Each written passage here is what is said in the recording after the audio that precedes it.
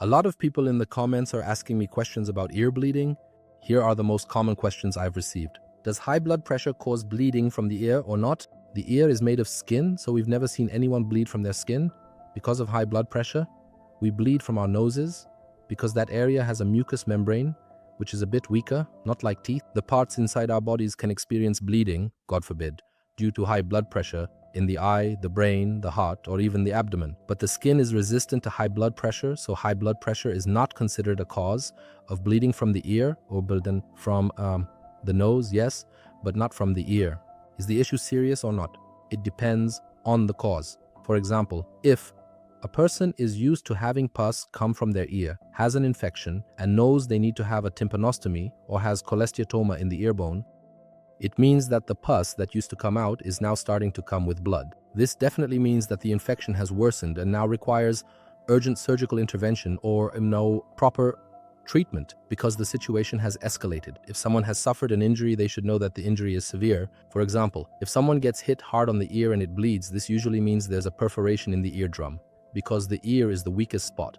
Or if someone is cleaning their ear and it starts to bleed. In this case, you should stop cleaning immediately because continuing will harm not just the ear canal, but also the eardrum, especially if the bleeding happens for no apparent reason. But sometimes a person feels a ringing in their ear, or there's a whistling sound, or an adult suddenly can't hear from one ear and notices blood coming from it. In such cases, you should get checked immediately, as it could be due to severe infections in the ear canal or, God forbid, tumors. Though they're not very common, they can happen.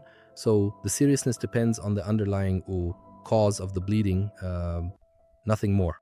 But the blood itself isn't the real issue. If someone was cleaning their ear and caused some bleeding, it's usually not dangerous or anything. So God willing, things will be fine. The wound will close up and heal. Someone asked me, what should I do if there's blood? Again, it depends on the cause. For example, if your ear is producing pus and then there's blood along with it one time, then you should go to the doctor immediately. If you were just cleaning your ear, then just stop. Don't let any water get in and go get it checked to see what happened. And don't put any drops in it. And don't put any ointments or anything else in it.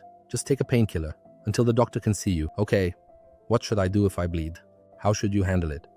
Put a clean piece of cotton inside the ear, tape it in place, and lie on that side. Don't worry, the pressure from the compress usually stops the bleeding if the cause is minor, and in most cases it's not a lot of blood or heavy bleeding. If we put a piece of cotton inside the ear and tape it in place, or use some gauze and tape to seal it, the bleeding will stop. It's not usually a large amount. Now someone else is asking about cotton swabs. How far should you insert them into your ear when cleaning? The ear canal is 2.5 centimeters long, shaped like an S with a bit of a curve. So of course, if someone absolutely has to, though I don't recommend anyone clean their own ears with any stick or anything. They should be careful not to insert anything more than 1 or 1.5 centimeters into the ear, whether it's a cotton swab, a key, a nail, or anything like that. Although, as I said, I don't advise anyone to clean their ears at all. I have my ear cleaned by a doctor, a colleague. I don't clean it myself. Alright, last question. Someone is saying, my right ear bleeds.